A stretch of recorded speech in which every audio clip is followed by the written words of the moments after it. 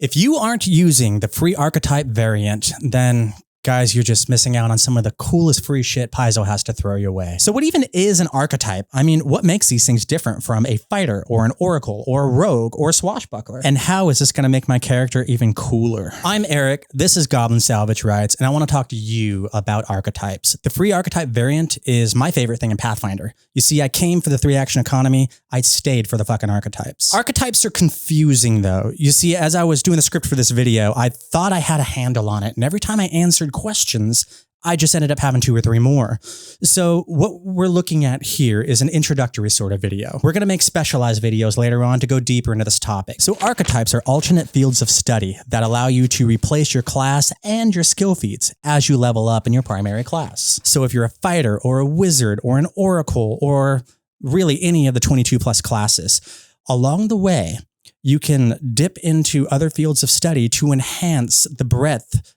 of your player choices. So that begs the question, what do these different archetypes do? Right now to date, there's about 160 plus different archetypes you can choose to flesh out your character and increase your playable options. You can play a fighter that happens to be a pirate, a fighter that's a juggler, a fighter that's a golem grafter.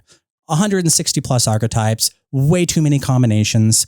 You can do the math yourself. At its heart, all the archetypes share one thing in common. They allow you to take your class feat that you would normally get at predetermined levels and swap them out with these things called archetype feats. That's super, super important. They all have that in common. There are 2 ways you can approach the archetype system. As written, it's literally swapping out your class feat in exchange for an archetype feat. That's feel bad for most people because your class feats are powerful and your archetype feats, more often than not, are not. They're just more flavorful and they give you some extra options to do in and out of combat. And that's awesome.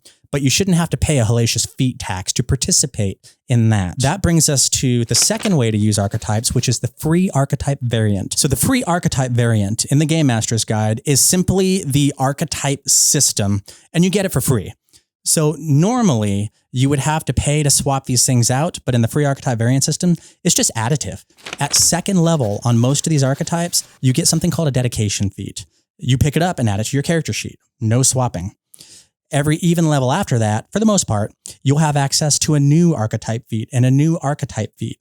See, when you're doing an archetype, what you're doing is declaring a field of study, and you're committing for a couple of feats down road. Once you've done that, dedication feat +2, you're free to move on.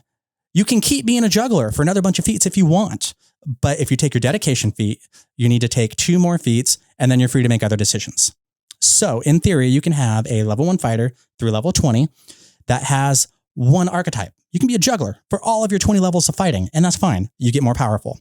You can be a juggler for dedication +2, and you can switch to a new archetype where you pick a dedication +2 feats and you switch to a new archetype. Anytime you can have more options, both inside and outside of combat, you have my attention.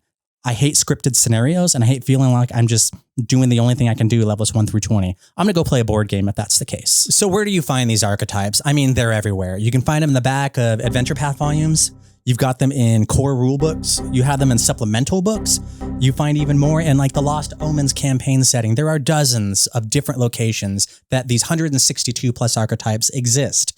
Can I just have a single repository so I can look at them, maybe A through Z, maybe categorize them by magical archetypes versus maybe professional archetypes and any other kind of archetype I can think of?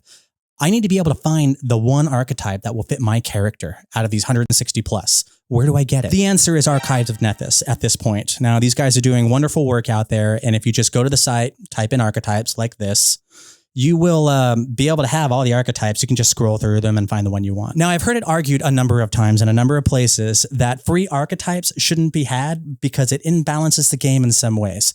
Now, I don't think that's correct. More options does not equal more power. I mean, in a 3-action economy, you only have 3 actions to plug in all these various options you have. So if you're a fighter with 4 archetypes and you have access to 12 different actions of varying power levels, your encounter balance is the same, guys. So free archetypes is not breaking your GM's game. If you want to go deeper into archetypes with us, check out this video right here. I know this is a confusing topic, so thanks for hanging out with us here, Goblins, while we figure it out together. Keep it weird.